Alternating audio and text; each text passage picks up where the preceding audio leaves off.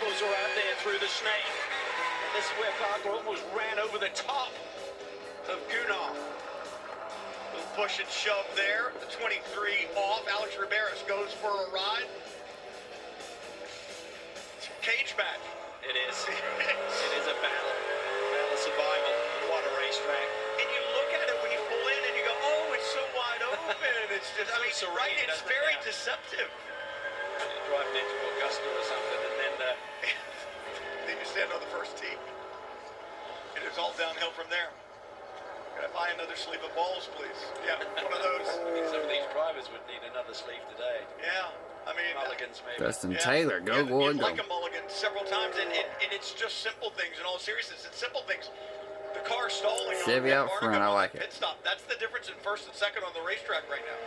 It is. It was going to be tight because Jordan had a lap of temperature in his tires. I think Barnicoat was going to come out just in front of him. Obviously, that stall cost him 2 or 3 seconds there, but it was going to be tight. You know, Jordan was going to be up on the wheel and trying to make a move there. And who knows, at the end of the day, it could have gone wrong by executing a good pit stop, Jordan putting the pressure on.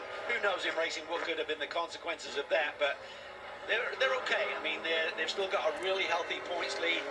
The important thing for them is events are winding down. We only have 2 races to go coming out of here. They'd love to have a really strong run at Indy and maybe make it where they just have to start the race maybe at Petit Le Mans, because that one is the total unknown. We've got a massive field there this year, and trying to survive that race is bigger. Well, and that's just it. I mean, we talk about the challenge of this racetrack, and you got to get through this weekend. You really have to get through all of them. This is 2 hours and 40 minutes. So is Indianapolis. Now, the Michelin Pilot Challenge race in Indy is 4 hours, but then you go to the 10-hour race, Petit Le Mans, where anything can happen. The traffic density is absolutely intense. The number of cars on that racetrack, nighttime, prototypes, cars that you haven't seen except in endurance races. I mean, everything gets thrown into that one. You want it wrapped up before you get there. You'd like to, because it is such a roulette wheel there in terms of the gambles that you have to take all day long to survive, particularly in the nighttime hours. And the field, we understand this year, Brian, is going to be immense. Up over 50 cars trying to survive around that relatively short racetrack compared to here at VIR. Checking back in on our Lexus biggest movers. It's Bill Arlen that heads that list right now.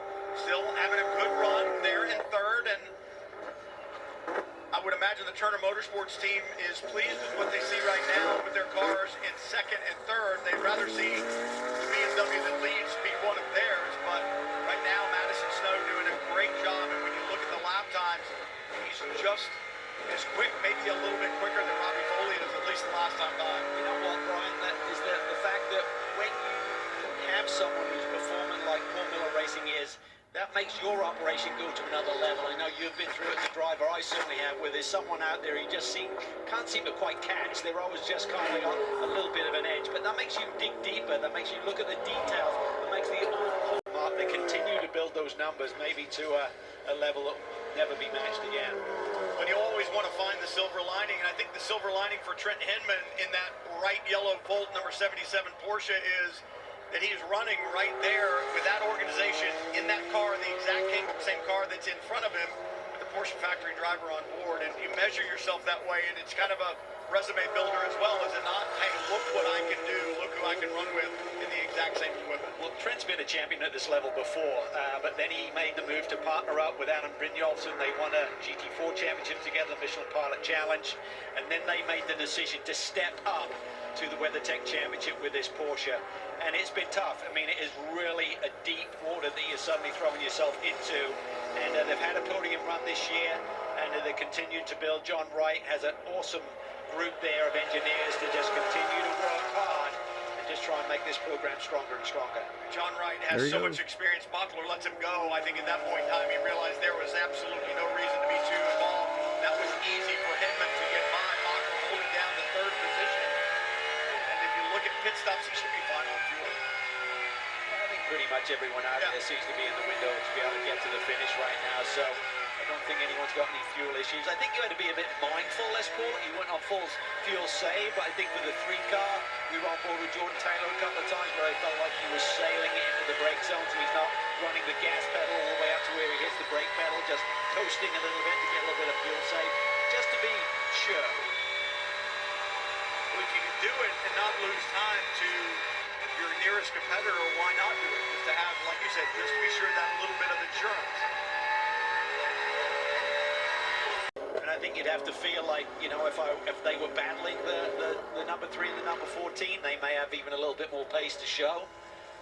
So yeah, it's going to be fascinating to see them finally step up to the pro ranks. I mean, Madison has been great at silver of late, and his form is just excellent. I mean, his qualifying performances and his race pace. I mean, they got their first victory here together back in 2016, I think it was, as a team. And as with a driver partnership, they won a championship back in 2018 together. They just continue to run at a very high level. Robbie Foley continuing to put good laps in, but looks like he's backed off the pace a few tenths, or Madison Snow has picked up the pace, however you want to look at it, but that gap between their lap times has changed a little bit. You talked about Jordan Taylor saving fuel. Wondering if there would be any reason for Robbie Foley to be saving fuel in the 96. I know, Hannah, you're monitoring their radios. What are you hearing down there? Yeah, Brian, and I think that's actually, you mentioned it, Robbie Foley backing off, that team talking to him, and they're continuing earlier than the 97 of Oberlin, and of course the team making that conscious decision to bring them in on separate laps. So it's going to be very close for him. The team saying, okay, reel it back in a little bit. We're already very close, so don't overpush it. Let's go ahead and be content with the second place run here. Sometimes, you know, when you want to move up in championships, you finish in the position that your car will allow you to finish in, and that seems like Turner Motorsports' plan today. If you got a second place car, finish in second place. That's their target right now. We'll be back for the checkered flag from VIR.